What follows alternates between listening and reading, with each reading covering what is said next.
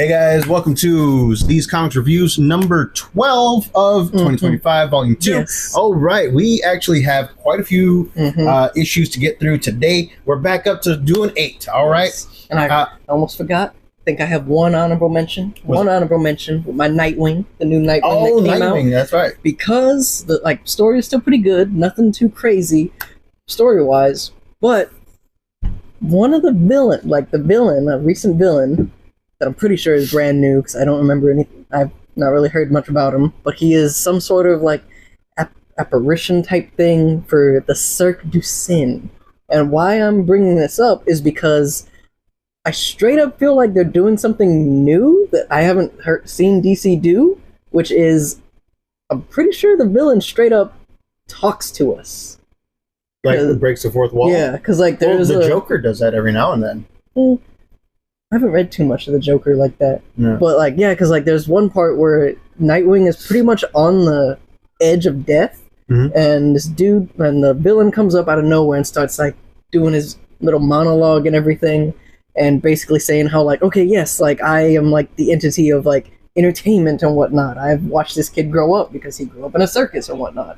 But also when it gets close to his death, he's he straight up says the curtain seems to be falling on young Dick. Let us check in on him right now. And I'm like, huh. So at that point I was like, oh, that's interesting. Is he straight up is he talking to us or is he just to, somebody? Yeah, because it didn't really make it seem like he was talking to anybody. But at the same time, I'm I don't know if this is just it's some sort of weird monologue he's doing, and he's just us talking some aristocratic dude or whatever.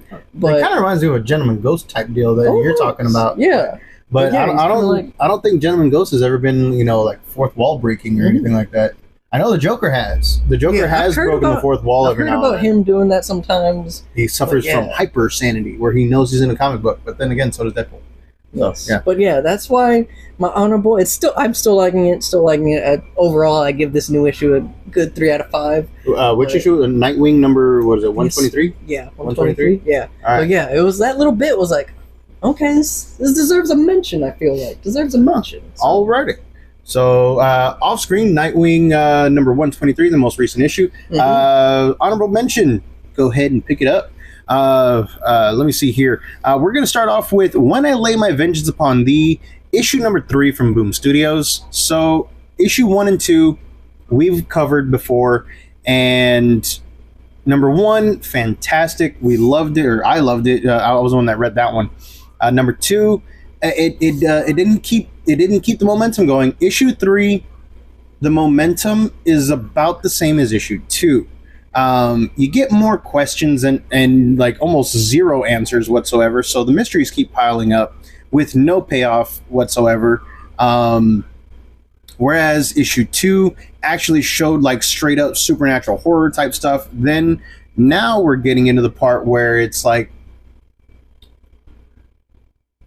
man-ish type horror, and it feels like a step backwards. Okay, we hit the gas in issue 2, and then we just completely stopped. I'm giving this one a 2 out of 5, just because I feel like we should be seeing more at this point, because it's a mini series. It's not going to be going on for a long time, so I feel like it's wasting its real estate. It's wasting its time. You know what I mean? So yeah, 2 out of 5. When I Lay My Vengeance Upon Thee, and I know this is the first one that you read, and this is the first one I read, so I'm not gonna go too much into I'm just gonna let the rating, the 2 out of 5, stick with you because you've read the other 2. Yes, if I came in and was oh, this is kind of confusing, it's very simple to just be well, you didn't read the first 2. Yeah. So I'm not going to comment on that. But even so, you've jumped in halfway through other series before, and you're man, this is great. I like it. And you gave them a higher grade. So I did that with Power Rangers. Yeah, Power Rangers. Yeah, that was one of them. Yeah, Power Rangers. And all of that is one consecutive thing. Whereas this one, it's it's going from the event in 2, and time passes in between. Not a whole lot of time, but time. Yes. A few hours or something, but yeah.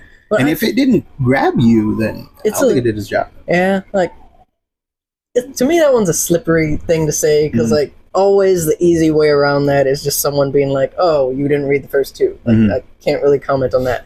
But like if it were to be like, "Oh, it grabbed me and I started with this," that's like something that gets across to people being like, "Oh, wow, this really is good. Then I need to check it out."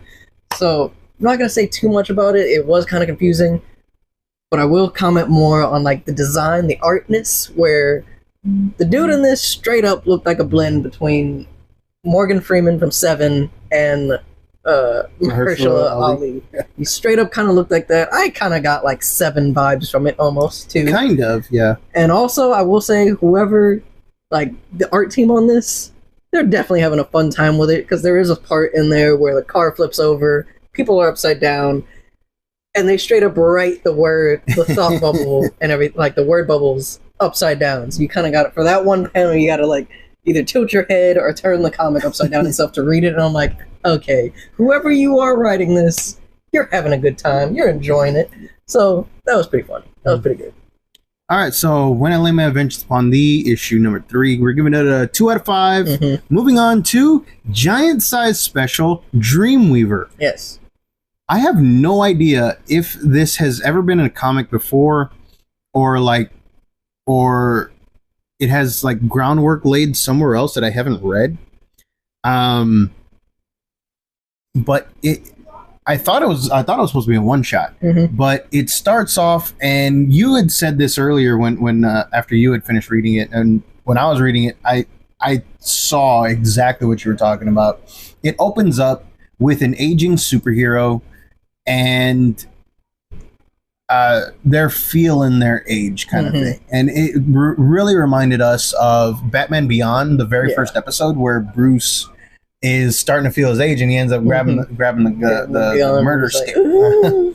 But yeah, so it has that feel throughout the entire comic. Actually, it has that feel, and mixed in with a little bit of Doctor Strange type of like I'm talking about the movie where him, the Ancient One, kind of like master and teacher kind of thing, or like student and teacher kind of thing.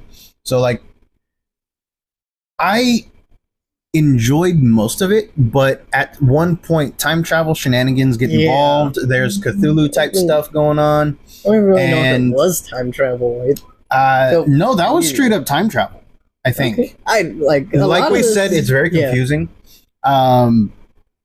The artwork is great. The pages, the quality of the comic itself, and is fantastic because it feels like classic 80s, 70s type cardstock, like newspaper stuff.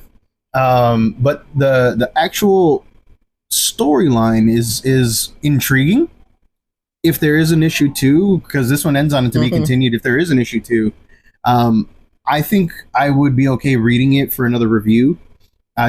But for now, I'm gonna give this one I'm gonna say about a solid 3.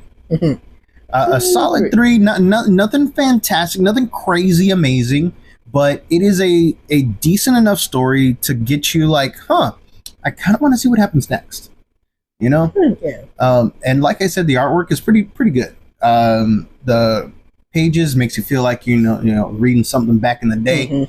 But yeah, Giant Size Special Dreamweaver, I give a solid 3 out of 5. What about you, buddy? Like, I'm sticking with the 3 out of 5. I'm a bit more on the side, just because I feel like they may have tried to lean too much into the mysterious, confusing side of it. Because even in this, the main dude has been doing it for a while, doesn't really know how to explain his stuff to her, and it raises so many different things. I don't know what was going on with another person that seemingly got possessed or whatever. And those that may have had similar powers to them, it seemed. I don't know. And yeah, that was the confusing part. Yeah. And boyfriend shenanigans too were going on too in this. I'm interested, but at the same time, it was I was kind of on the verge of you could have lost me. You could have lost me. I don't know. But so if you don't read another one, you're not going to be all damn, I missed it. Yeah, but if you do check out happen to read it, you're like, huh, okay, but let's see what happens here. like we check out the second one. If second one comes in, it's here, looks intriguing enough. I'll check it out because it was interesting enough. But yeah, it was a bit. You're not going to go out and look. Bit shaky. It. Yeah, I wouldn't go out and look for this one. Yeah, it's just something that I feel like if you're going to get, you may have to go ahead and be like, hey, I'm getting this, knowing that you might have to invest in the second one before you officially say, nah, this is bad. Yeah, probably. Yeah. But so Giant Size Special Dreamweaver #1, I think, is we're giving 3 out of 5s, and yeah, we're gonna go ahead and move on. Wait, yeah, Zatanna #2 from her new series. Zatanna #2 picks up almost immediately after the first one leaves off, where stabbed with the soul sword looking thing. Yes. The Oblivion Bar, kind of on the outs with its customers, I guess. It's run by Detective Chimp, Madame Xanadu, and the Blue Devil, and you hardly see these guys recently. Like, I haven't seen Big Blue in a while. I haven't seen Detective Chimp that much since Night Terrors. But yeah, the art in there is just fantastic. It's amazing, actually. But the storyline hits that huge mystery snag. We went from Indiana Jones / Pagemaster action to now we're solving like murder mysteries and stuff like that. And honestly, I'm not mad at it. I'm not mad at it. It shifted gears, but stayed in the same lane. And as more answers come, even more questions, pop up. And you actually don't really know who the bad guy is anymore, because I know.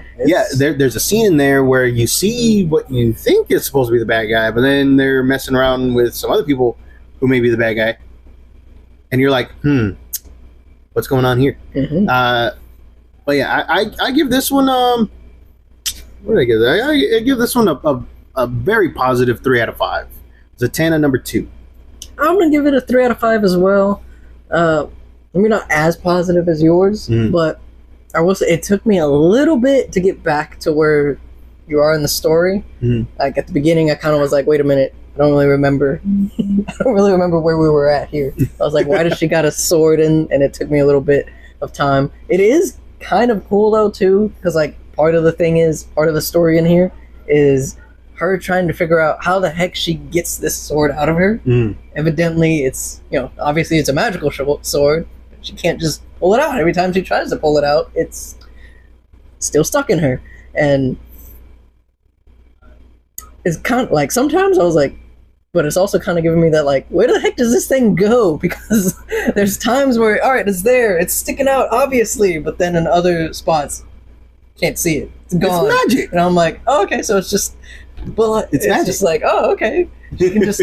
But part of me too is like, is it just invisible? Is it there but not there? Like, what's going on? What if she do people have to stay a certain feet away from her? Otherwise, the invisible magical sword is gonna. Physical.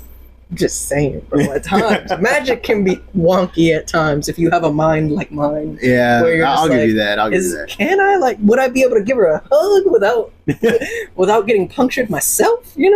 But yes. Other than that, like everything he's saying, pretty great. Like this is a still very intriguing, very interesting story.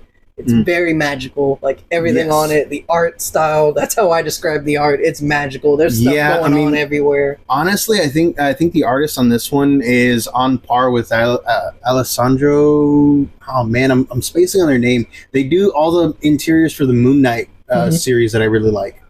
Ah man, Alessandro Capuccio, I think. But yeah, like to me, they're the same level because it takes a lot for me to like go, oh my gosh, whenever you see a page. I mean, like Alex Ross, like one of my top artists, and every single time I turn a page on an Alex Ross book when he does the interiors, it's like, oh my god, this is a piece of art. Almost that level with that one and that Alessandro Capuccio. Yes. So like, I'm liking it. I still like it. Solid 3 out of 5. It's good. All right, moving on to Yo, Joe! Which we actually get in this issue. Oh yeah, dude. There's a scene where we finally get the Yo, Joe from Duke. All right, if that right there is enough for you to say like, I need to go out and get this comic, I think.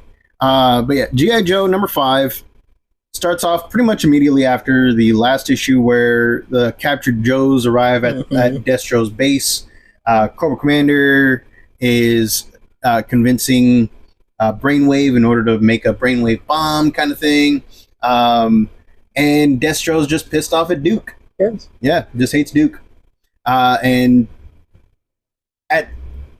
this is going to be a very quick review because this thing is almost all action. It's like 3/4 action. It is a quick issue. Yeah, it moves fast. And it moves extremely fast, but that's not to say that it's a bad thing. Yeah, it's not. Because like we said, like I think we gave 3 and 4 kind of middling reviews, middling grades because we didn't really get a whole lot of action out of a G.I. Joe comic. You know what I mean? This one, like I said, is like 3/4 action. And you get a little bit of advancement in the story and where certain people are at, right? And then at the end, you know, when all hell's breaking loose, Duke's trying to break even more loose. You know what I mean? So it's all really cool. You know, there's some rescues involved. There's last-minute twists and turns and backstabbing and backbiting, things like that. I very much recommend picking up G.I. Joe number 5. I give it a 4 out of 5.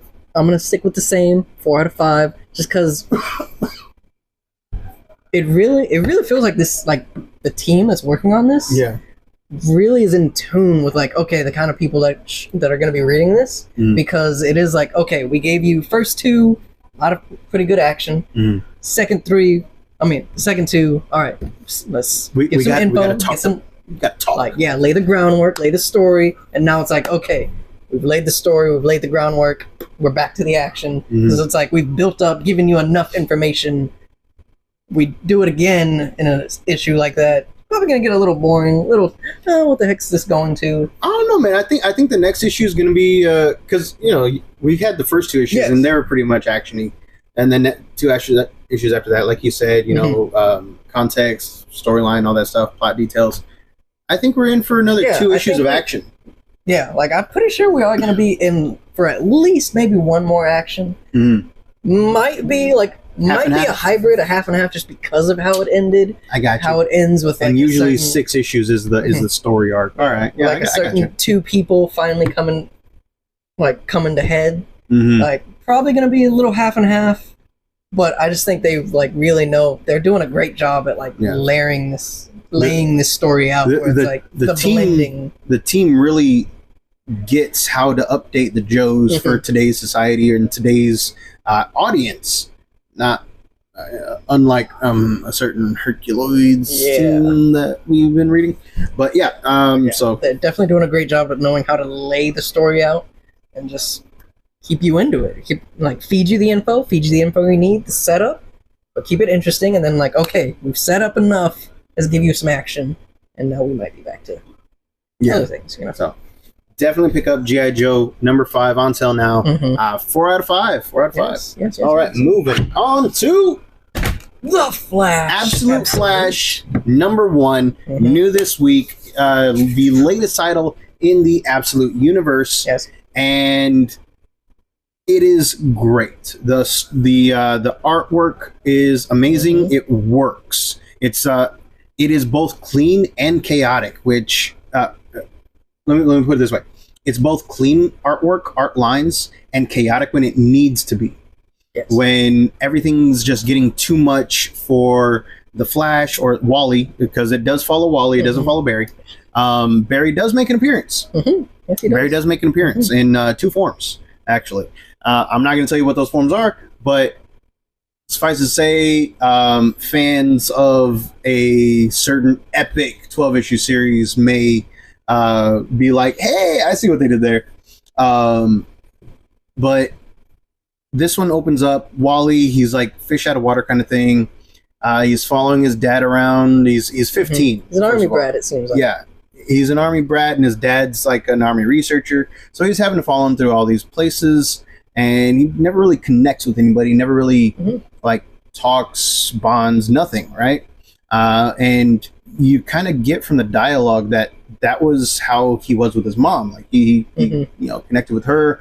Mom's not around anymore for they don't whatever actually reason, they don't really say. They don't actually say what happened, but it's heavily implied that she's, you know, deceased or whatever, and you don't actually get too many glimpses. I was about to say flashes.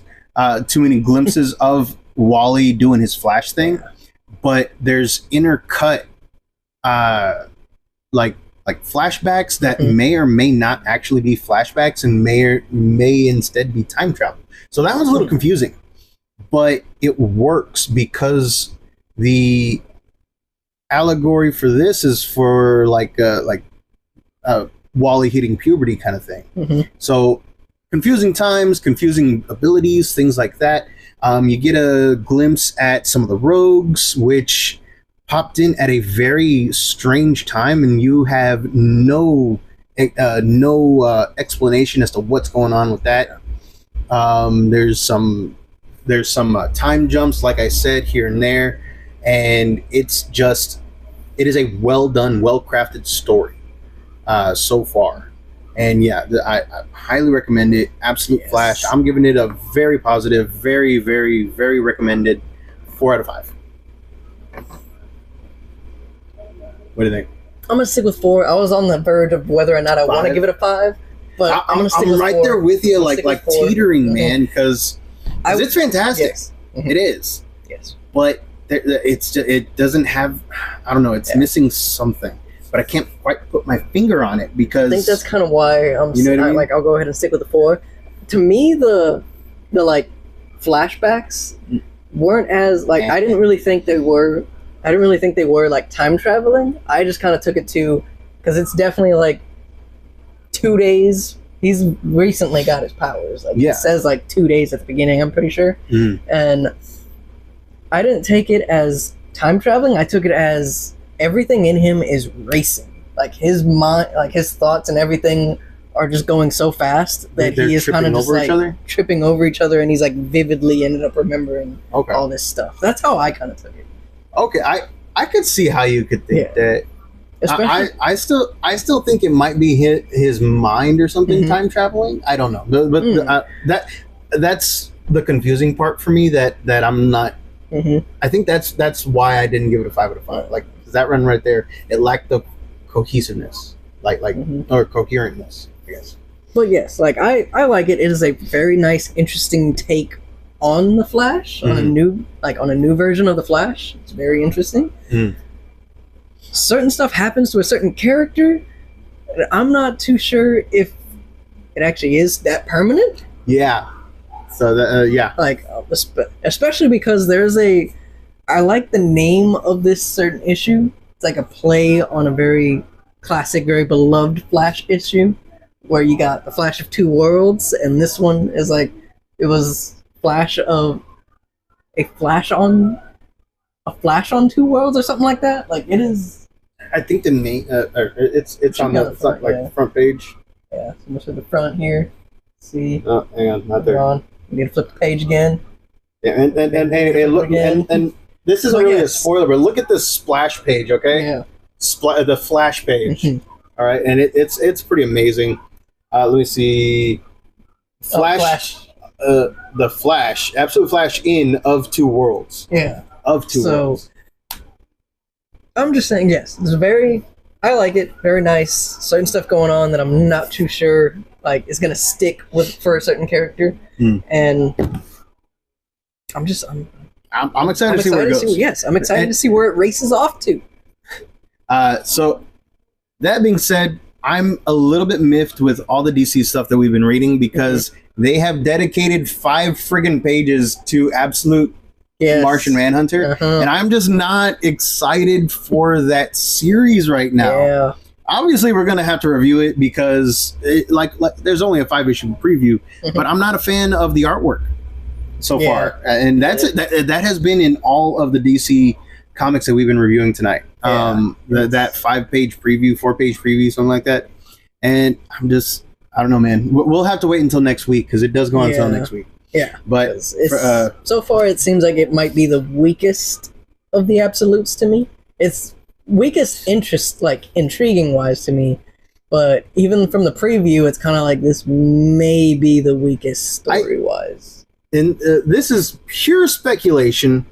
Pure speculation. Don't take this very literally. Don't take this literally at all. In my mind, the more they advertise something, the less they believe it, kind of thing. Because Absolute Green Lantern is supposed to be coming out soon too, and I haven't seen a damn thing about that one, aside from a one-page cover preview of it. So, like, take that with a big grain of salt. Don't take that seriously. That's just my own internal thoughts. Like, let's see what happens here. But yeah, Absolute Flash #1, new on sale this week. The latest entry in the Absolute Universe. 4 out of 5. Almost. Moving on to our runner-up. Oh wait, no, we're still not there. Okay, still got 2 more. All right, yes. DC Sonic crossover #1. Now, if you guys have been with us since the beginning, you know how we put the least enjoyable ones to the front and the most enjoyable ones to the back. I'm not even saying that they're always going to be, you know, the highly rated ones. I'm just talking about how much we enjoyed them. Yes. Right? DC Sonic does not have any business being as good as it is. Okay? It is supposed to be a weird ploy, tie-in to capitalize on Sonic 3. And I'm going to be honest with you guys. I was straight up, it's a 4 out of 5. Yes. The artwork screams high-grade Saturday morning cartoons. Okay, I'm talking like Disney XD, like hardcore, like really well-crafted animation-style artwork. Okay, not only that, but the story is extremely simple, but still intriguing. Okay, because yes, obviously Knuckles is involved. If you've played any of the games, especially any of the 3D games, you know that the Master Emerald's going to get broken. Yes, it is a plot by numbers at this point, right?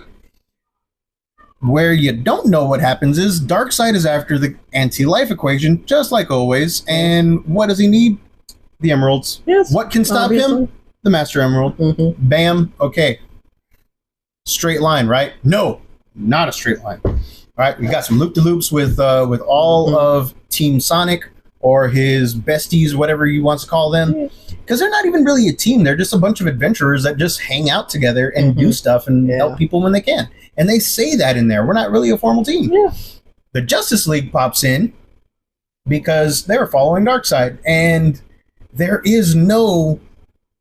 This is actually very refreshing. There is no miscommunication where they have to fight each other. The most we get is Sonic and Flash, two of the fastest beings in all the multiverses. Versus? Multiverse. Yeah, then the multiverse. Let's go with that. Versus. All right, so two of the most fastest beings in the multiverse just trying to one-up each other the entire time, and it's great. They got Legolas and Gimli on it. Yes! Keeping track of how many people they saved or took down. Yeah.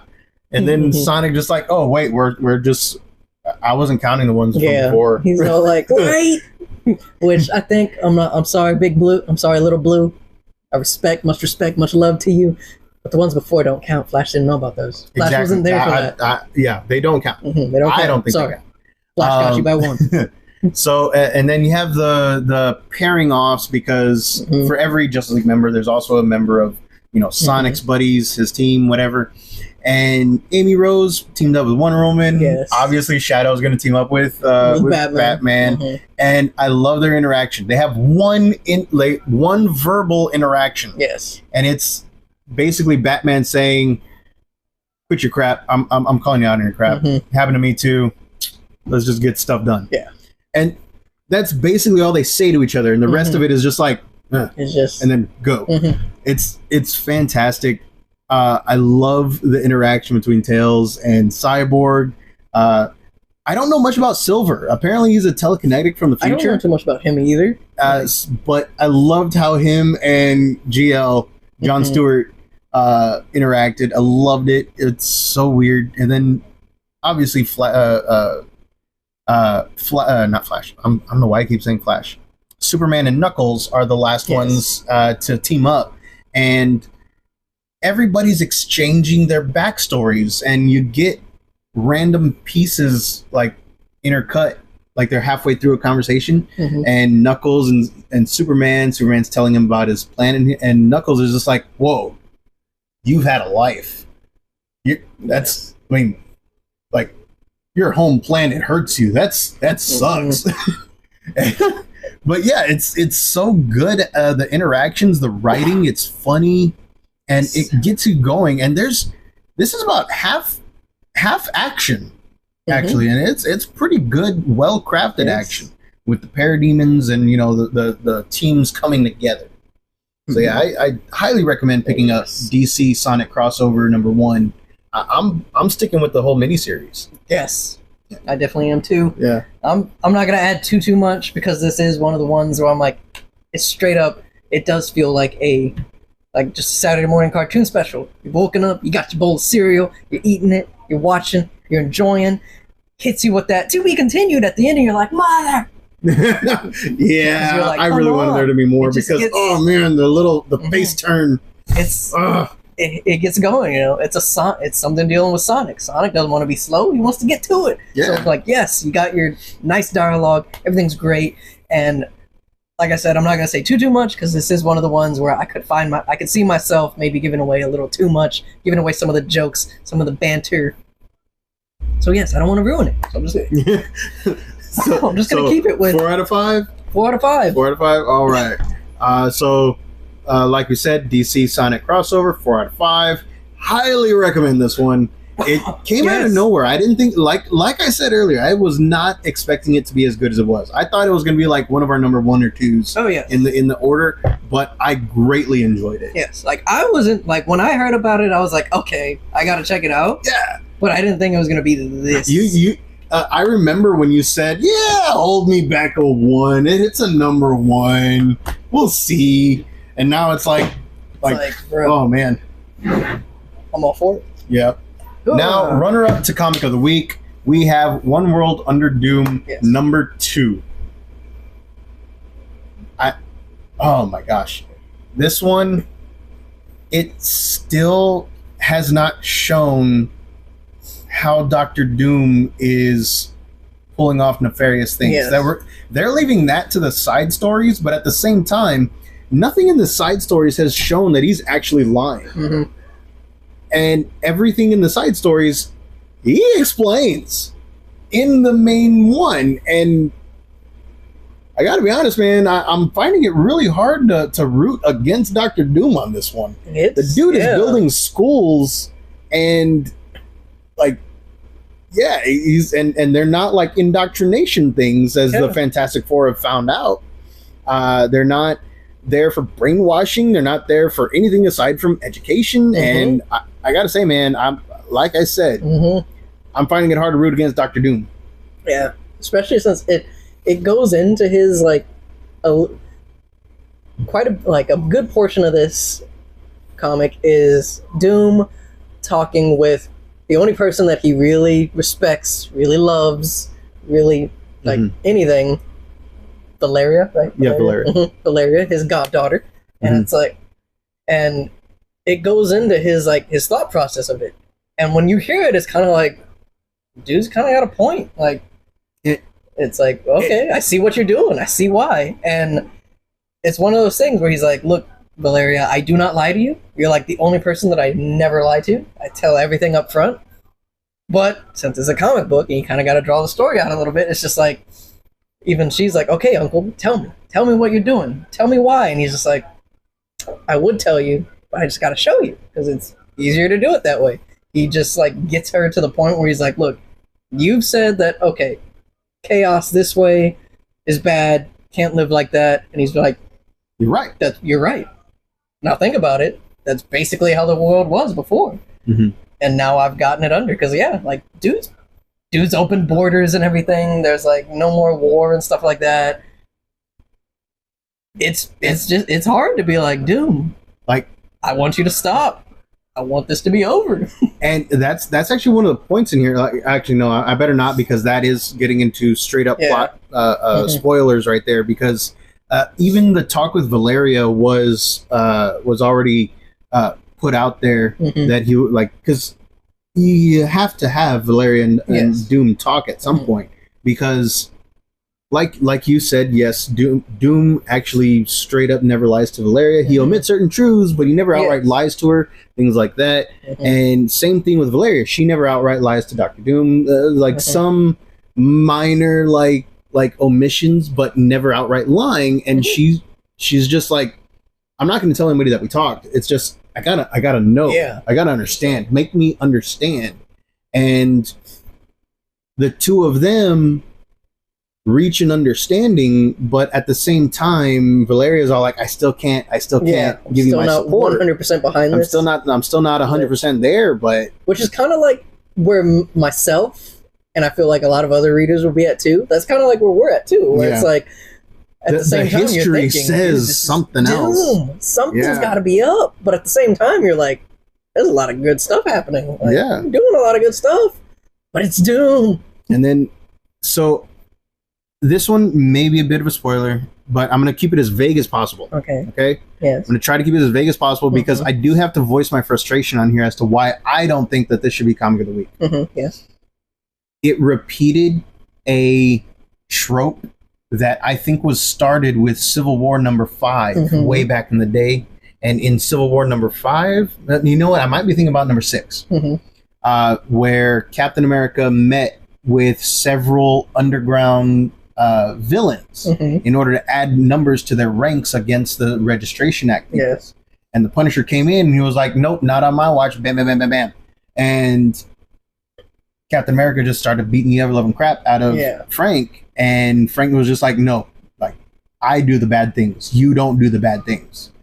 This one right here reminded me, like, the Avengers are all full of really dumb ideas, and this right here might be one of the dumbest ones. You know what I mean? I don't even want to make that pun. What? The pun itself might be. Oh yeah. Don't. I won't make the pun.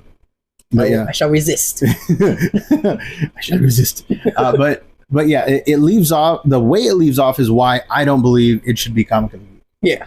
But I highly recommend it still. I give it a 4 out of 5. Even above Sonic, 4 out of 5. Yes. Okay. And yes, the entire reason why it's not a 5 out of 5 is because of the twist ending. So yeah, moving on. That was our One World Under Doom #2. Moving on to our Comic of the Week. The end of the first Absolute Batman storyline. Absolute Batman #6. The Zoo Part 5.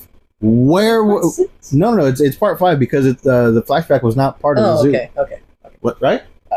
Now I gotta look. Let's take a look. Refer. We're going back to the archives. Go to the archives.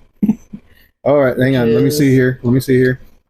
See the zoo. Oh, it is part 6. Okay, yes. all right. I don't consider the flashback part of it. Okay, but the part of the flashback was the zoo. Okay, I guess. There. I dealt with it. It's been there. I guess. But yeah, Absolute Batman #6, finishing out the first story arc in the Absolute Batman, story arc. I said that twice. Okay. Very good. First of all, great art. Nick Dragotta still on our interior. Picking up a little bit after the last issue left off, where Batman is just beaten and bloody. He fell off a building at the end of the last issue. Okay, and he was kind of kicked off of a building, not fell. Was he kicked off? No, I thought he fell. No, he got into a fight. I'm pretty sure he was kicked off. Okay. Yeah, I'm pretty sure he was kicked off. I'm not going back to the archives that far. Yeah, this isn't like Black Cat and Ultimates where he actually did fall off. He wasn't pushed or anything. This guy was straight. Okay, I got you. So,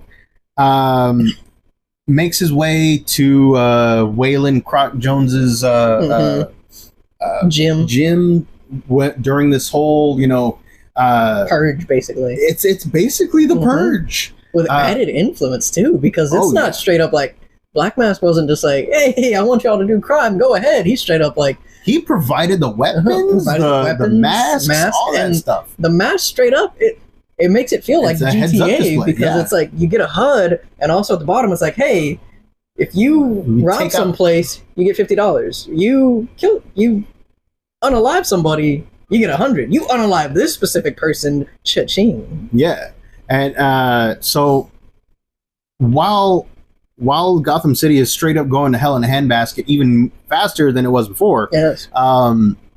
Batman is over there kind of just, doing stuff in order to get to the servers. Mhm. And no matter what, dude, we're having to dance around a lot of stuff in here to talk Yes. about why this is such a damn good comic, because every single little piece in here Yes. could be a spoiler. Yes. Okay. But they've already released a very hilarious piece of art in there, and it is in the interior. Yes. And all I'm gonna say is, kick the baby. Don't kick the Don't baby. Kick the baby. That or the classic Anchorman. The man punted. The man punted Baxter. Someone punted him. I'm in a glass wall of immersion. I stopped and laughed for a good while. I felt kind of bad for laughing. You heard me laughing over there while I was reading it. I felt kind of bad for laughing, but at the same time, it's just like, It was too funny, man. yeah, It especially was. since they basically, it's not just like, oh, okay, yes, we show you the punt. The next panel is straight up them like Team Rocketing it and showing you the. they did Team Rocket it. But yeah, so like pretty much everything that we can tell you about this, aside from that, because that was part of the previews, is a spoiler. But suffice it to say, the action in here is great. The implications of how he is able to get to Sionis's yacht, the implications on that. I'm being as vague as I can. I don't know how that's going to play out, because dude calls in some favors from some people you would not expect him to call in favors from.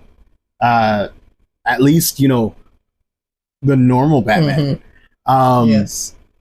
And in a way that makes you wonder, like, oh man, this happened. Now what's going to happen later? And then obviously end of the story arc. Yeah, Batman does his thing, right? He's Batman. Yes. No matter what universe, he's Batman. The epilogue, though, was creepy as hell. Yes.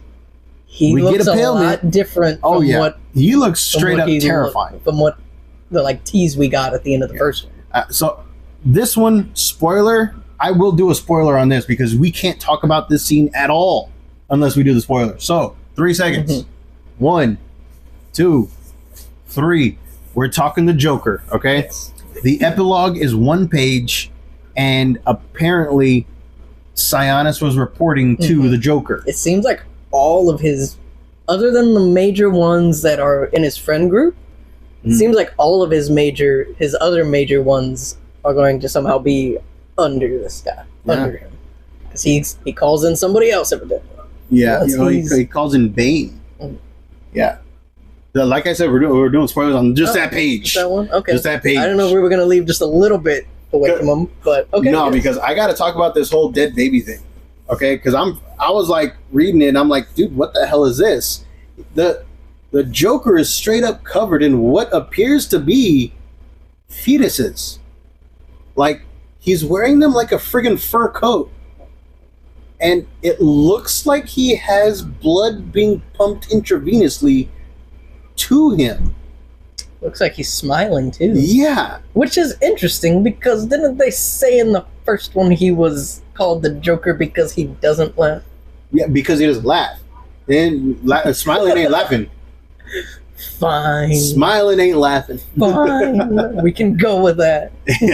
But yeah, so it leaves off on a super creepy note. Yes. And It it does. leaves off on, oh snap, we're probably gonna get the back breaking gun pretty quick. But yeah, definitely pick up Absolute Batman number 6, our comic of the week. The Bat is back. Yeah, it's just a fantastic read. Okay, 5 out of 5. Yes. Absolute Batman number 6. The whole start of it as a whole, 5 out of 5. And I will say that I don't even care what people. A lot of people be dogging on the 3rd issue. 4th. Oh, the 4th issue. Fourth a lot issue. of people I'm dog still on not a that fan 4th of 4th. issue. I straight up for didn't it. even pull it from up. Okay.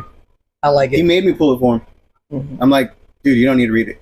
He's like, no, I want it. Like, okay, fine. Gotta $2. enjoy it. Gotta enjoy I it. guess. Okay, I guess. I don't care. It was a misstep. No, it wasn't. In my mind, it was a misstep. No, it's I know some people may dog. I know a lot of people dog on the Phantom Menace from, I like Phantom Menace. but I like it. You know, I like it. It might be the Jar Jar of these first 6 issues, but I still like it. No. Okay. Yeah, maybe. Because just like, but even like Jar Jar, I like Jar Jar. I don't care. I don't care what people say. That's my guy. He's a secret Sith. Issue number 4. I still like it. It's not as he's a great, secret Sith. but, like, I believe in the people that say that because like he's straight up CG, and when they give have you seen the video where they give like explanation into it, where they dive in more into it, where they're like, if you look at times where Padme is saying like, hey, maybe we should go here or whatnot, you see Jar Jar in the background and his lips are kind of moving in the same tune that Padme is. And like there's even other things too where they're like, oh, when he's trying to like convince when like Qui-Gon's trying to convince other people of stuff, you kind of see Jar Jar in the background doing some nefarious stuff. And like they put stuff into it that I'm like, that gets me because it's like, dude is straight up CG. Like, sure, there was a guy like, yeah, they had doing okay, it, but at the same time, especially the lip moving part, it's like, dude, he's straight up CG. You're not doing anything without being like, okay, this needs to be here. And we should have talked about this on Sunday. Probably we could dive more into it, but especially too because how there is that audio out there where George was like, he wants the prequels to mirror the original trilogy, and in the original trilogy you get the greatest Jedi ever, Yoda, being some stumbling, bumbling comedic relief dude. Here's Jar Jar, a stumbling, bumbling comedic relief dude. Okay. Should have turned that, in my mind, probably should have turned out to be the big bad, the Phantom Menace. But he should have been Darth Plagueis. But George caved in to people hating on him, and it's like, come on, guys, that would have been cool. That would have been great. I like Jar Jar. Justice for my boy Jar Jar. So sorry about that, guys. We got way off topic, and either way, we're actually done for the night. Yeah. I got other topics that I could talk about too, but I'm gonna save it for the Sunday video. Like, yeah, hey man, we're actually getting some good stories to talk about on Sunday right now. Okay. Yeah, but like the last couple weeks have been bone dry. I feel like I'm saving up like comedic comedy special stuff because like I just thought about this morning where I was all like my my finding out of the phrase mate for life. Mate for life? Yeah. You know how they say like seahorses mate for life? I'm not gonna lie, when I was younger and I heard that for the first time, I was like, but doesn't all species mate for life? Because that's how we continue. We mate for life. For the purpose of life. Oh, okay. Yeah. Okay. But then I found out, and how I found out, like, oh wait, no, they mean like, okay, no, they find somebody, they get their mate, and boom, that's it for life. But yeah, we can dive more into that on Sunday. New lore drop. All right, guys, that about does it for our review and insights into the psyche of Thunder. We will see you guys next time. If you like the Rancings or into Mad Men, go ahead and give us a like, follow, share us with your friends, and for the people on the podcast, follow those links to our YouTube page. Give us a likes, follows, download, enjoy. Download and enjoy. We will see you guys next time on Sunday. Later.